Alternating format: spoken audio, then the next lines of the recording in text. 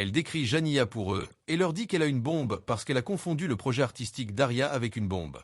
Pendant ce temps, les détectives Raymond et Grimm examinent la scène du crime dans le magasin et les actions de Jania sont clairement visibles sur les enregistrements de sécurité.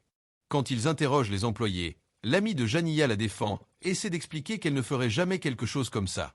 Cependant, elle est tellement bouleversée que son amie ait des ennuis que Grimm pense qu'elle cache quelque chose. Raymond pense qu'il y a plus dans l'histoire et l'envoie chercher plus d'indices. Ensuite, les détectives interrogent la propriétaire de Jania tout en regardant ses affaires dans la rue. Ils trouvent les médicaments d'Aria et Benny explique que la fille était malade. Ils parlent aussi très bien de Jania. Les détectives veulent fouiller l'appartement, mais la propriétaire ne les laisse pas. À ce moment, ils reçoivent un appel leur parlant de la banque, alors ils partent.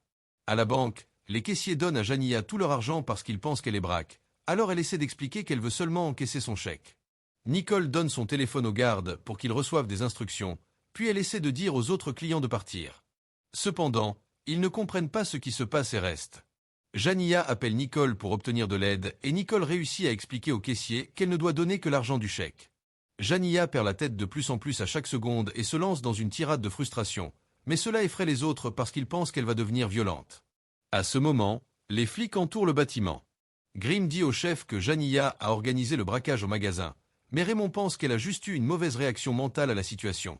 À l'intérieur, un client remarque enfin l'arme de Jania et essaie de la plaquer, ce qui fait que Jania tire accidentellement en l'air. Le client et le garde paniquent et sortent